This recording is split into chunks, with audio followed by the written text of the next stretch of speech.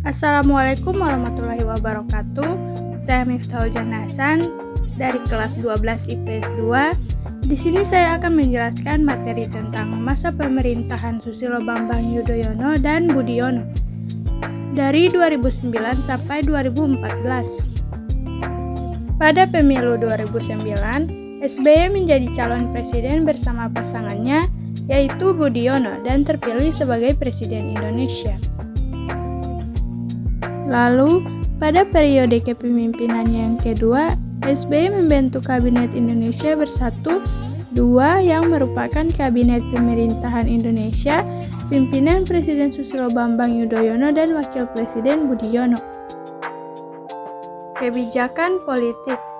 Yang pertama, pembentukan Kabinet Bersatu, yaitu program pertama pemerintahan SBY disebut program 100 hari yang bertujuan memperbaiki sistem ekonomi, memperbaiki kinerja pemerintah dari unsur KKN, dan mewujudkan keadilan dan demokrasi melalui pihak kepolisian dan Kejaksaan Agung.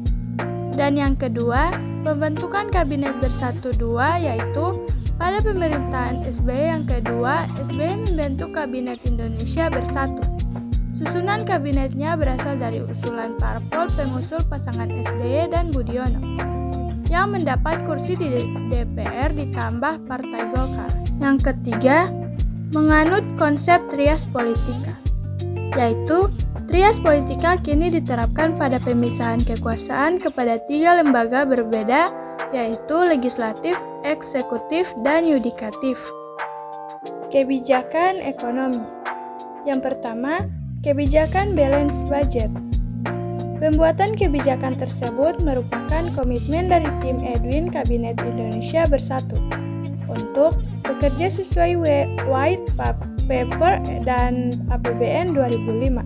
Yang kedua, kebijakan para menteri ekonomi yang lebih mengusung prinsip privatisasi. Konsep ekonomi neoliberal sudah diterapkan dan dijadikan rujukan untuk dasar pembangunan ekonomi Indonesia.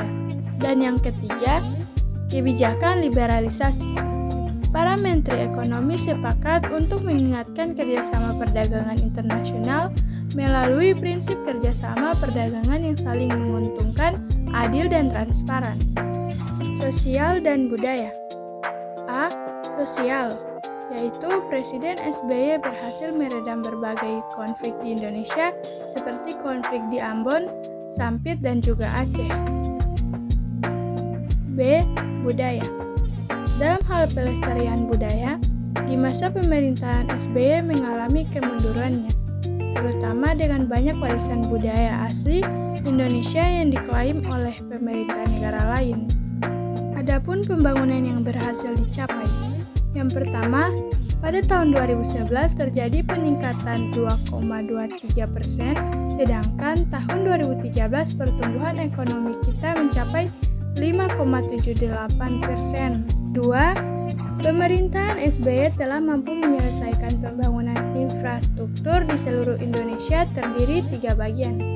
3. Pemerintahan SBY juga telah berhasil menyelesaikan jalan nasional dan strategis nasional sepanjang 15.519 km dengan perincian jalan nasional sepanjang 3.942 km dan jalan strategis nasional sepanjang 11.577 km. Dan yang terakhir, kegagalan dalam masa pemerintahan, yaitu tingkat ketimpangan yang melebar dengan meningkatnya rasio Gini sebesar 0,5%. Dan terjadi penurunan kontribusi sektor industri terhadap produk domestik bruto atau PDB dari 28% pada 2004 menjadi 23,5% pada 2013. Sekian penjelasannya. Thanks for watching.